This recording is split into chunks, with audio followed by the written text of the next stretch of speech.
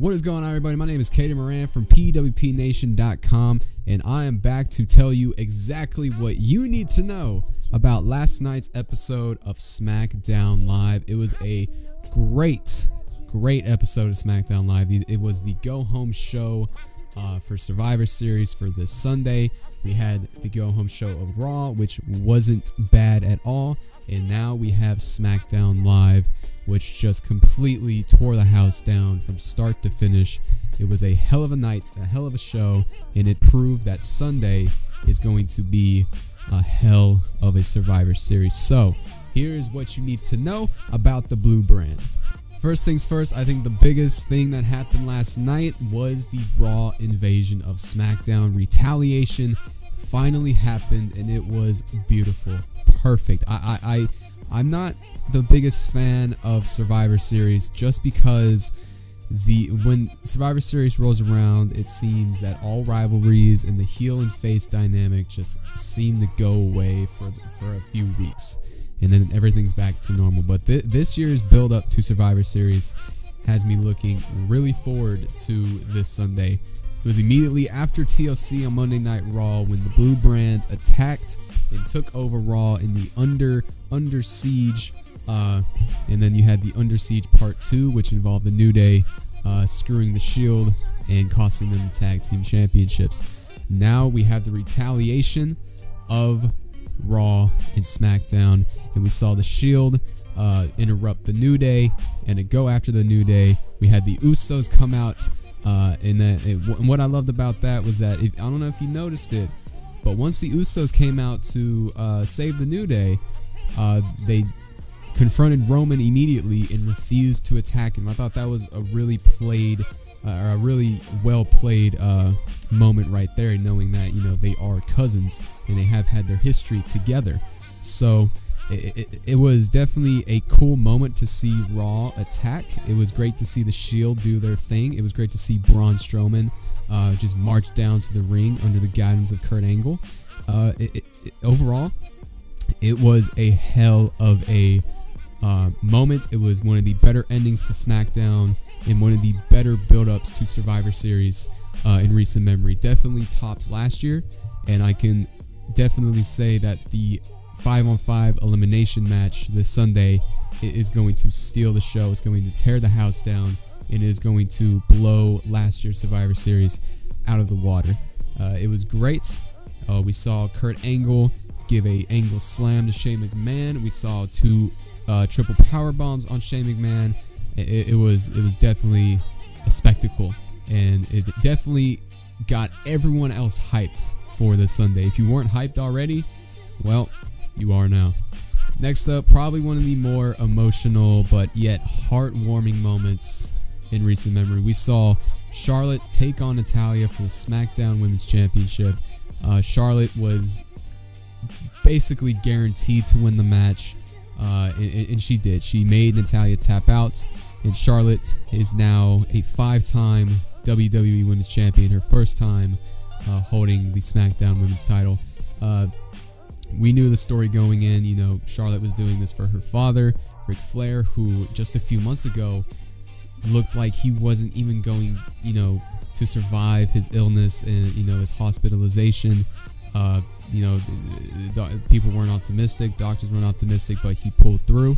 And now, with the success of ESPN's 30 for 30, Charlotte, takes advantage of that, and WWE took advantage of that, and has given Charlotte the moment she deserves, and she will go on to face Alexa Bliss at Survivor Series, and that match is guaranteed to just you got two of the best athletes in the women's division going at it. I think that's really good. But the biggest takeaway from all of this is the moment that happened after Charlotte won the title, and she gave her promo dedicating it to her father, talking about Rick, saying Rick was at home watching SmackDown Live, but as we now know, Rick was at SmackDown, and he came out. It was the first time appearing since his illness, and Charlotte just turning around, running to Rick, hugging Rick, saying, "You made it," and just Rick with tears and just a sense of pride. It seemed very proud about not what he overcame, but what his daughter has done for herself and for the Flair name. So it was definitely had me tearing up. I can honestly say that, and that doesn't really happen to me a lot when it comes to wrestling. But this was a genuine, real, heartwarming moment, and that's all I can really say. But Charlotte, new champion, will face Alexa Bliss this Sunday. So definitely expect that to be a great match. And now the two final things, very quick, but next week on Tuesday, SmackDown Live, there will be a new tag team debuting. We have the team of Eric Rowan and Luke Harper back together again as the Bludgeon Brothers. I can honestly say I don't know how this is going to play out. I think the gimmick is cool. I think it can definitely... I think the gimmick is cool. I enjoyed it when they first showed the first video package. It's different, but I don't know how it's going to get over with the fans. I don't know how it's going to get over with the people backstage. This could be a all-out dumpster fire, or it could be a stunning success. But the fact of the matter is, there is a new tag team showing up. But damn, I don't like that Luke Harper is once again in a tag team with Rowan. I think they missed a huge opportunity to push him on his own on the back end of last year and earlier this year with Bray Wyatt and Randy Orton. I think he was getting over. The fans were starting to like him. He was a brand new babyface, and now he was gone for a very long time, and now he's back with Rowan. So I think they missed a big opportunity, but we'll see how this new tag team with Eric Rowan plays out. I don't expect much, but it'll be interesting to see what happens with this Viking war machine type deal.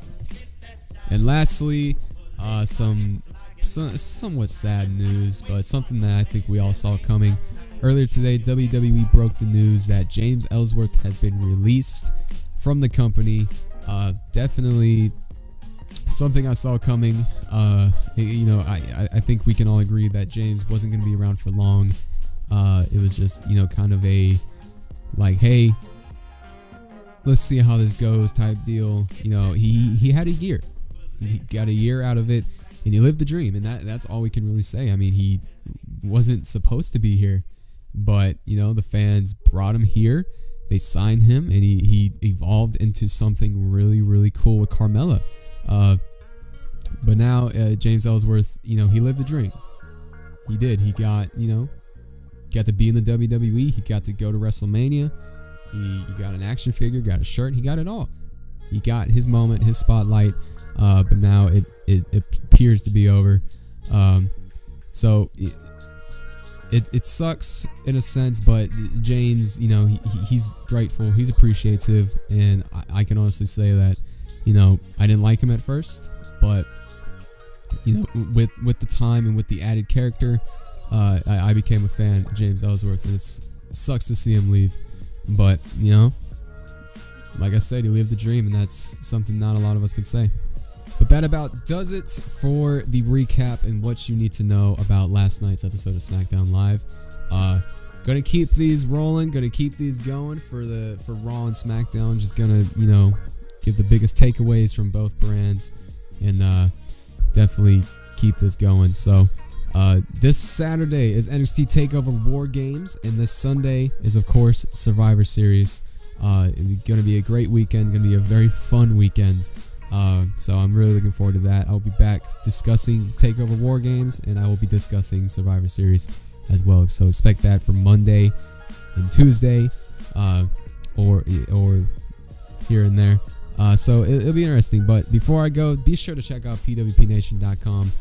Check out our Facebook page. Follow us on Twitter. Follow me on Twitter at Caden Moran. And that's about it. So thank you guys for watching. I hope you enjoyed. Have fun in Survivor Series and War Games, and we'll see you guys later. Goodbye.